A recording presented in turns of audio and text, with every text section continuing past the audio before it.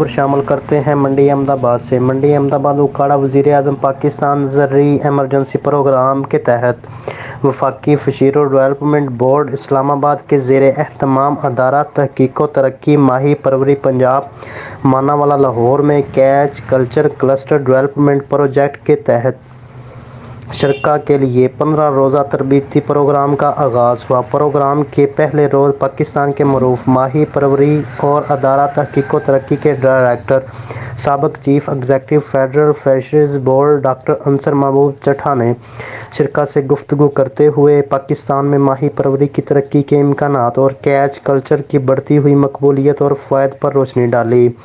Report Asghar Ali Rahmani, bureau chief, Punjab.